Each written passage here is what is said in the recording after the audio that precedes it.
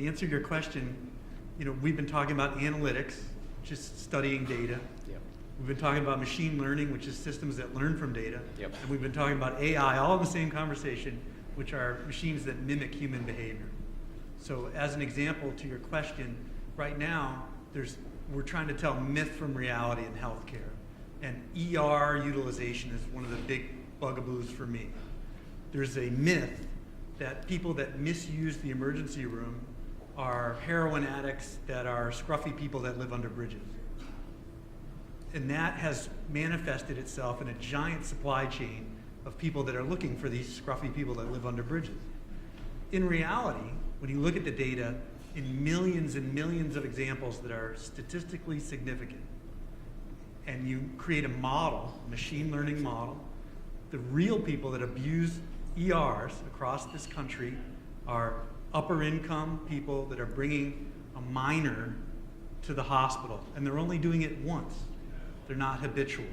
And the reason, the lesson here is that blew up an area of understanding that a lot of people thought was true. And you did it statistically, significantly. But the key is to make a prediction and then be able to see whether your prediction is right or wrong, which is the essence of the scientific method.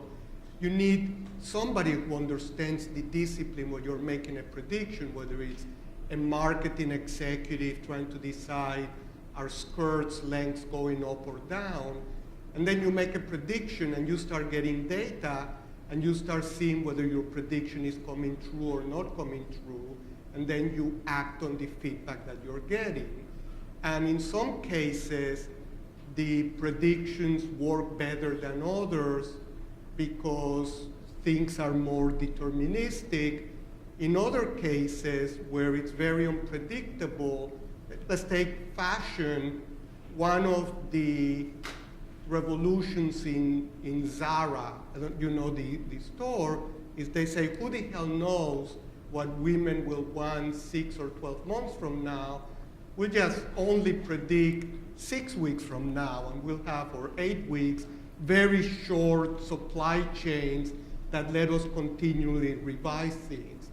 And that modeling and knowing the limits of what the data can tell you is what you really want in good data scientists, regardless of discipline. Do you agree with that? Well, sure. So Netflix, the big discovery in rating in Netflix and prediction was that what you watch changes what you like in a very short time frame. The good news in healthcare is that what's been making people sick for the last 40,000 years is still pretty much the same stuff. And you can use older data to improve your model. So it depends on the business. Yeah, very good. So I'm wondering if we can maybe diverge a little bit and move on to the area of what do you think are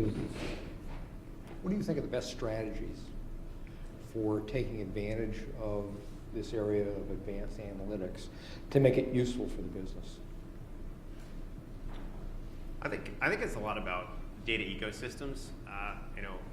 Jim, we were talking before. One of the things that I kind of always harp out there is that people think that their data is the best data, and that they're going to take it and do as much as they can with it. And I think we look at it from Visa is the largest payment network in the world. We see every transaction that goes across our network. We must have the best data in the world, and it's only one piece of a commerce system.